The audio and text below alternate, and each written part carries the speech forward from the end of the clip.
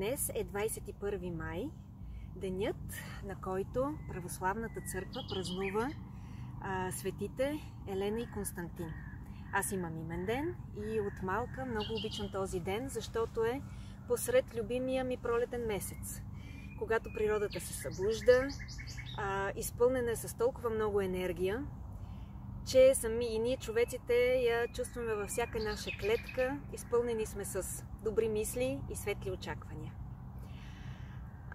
Самата традиция на Елена и Константин е всъщност много по-древна. Сигурно знаете, че с този празник българските обичаи свързват ритуала на нестинарството.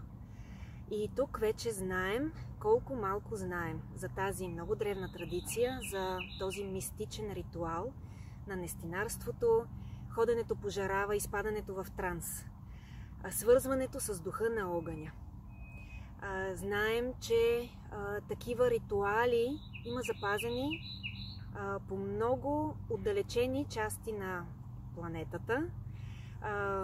Например, някои племена в пустинята Калахари, едно село в Испания, 5 села в Северна Гърция, в Индонезия и в 3 села в нашата Странджа планина, които все още до ден днешен изпълняват този ритуал.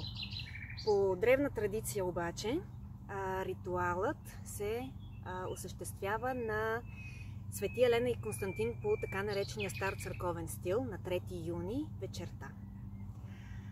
Да, много малко знаем, за съжаление, за древните си традиции, за тяхното значение и за всичко, за богатството, което всъщност носи всеки българин в гените си. Въпреки това, можем да се гордеем с това богатство, да се опитаме да го запазим. И аз желая на всички днес един хубав, светъл празник на огъня.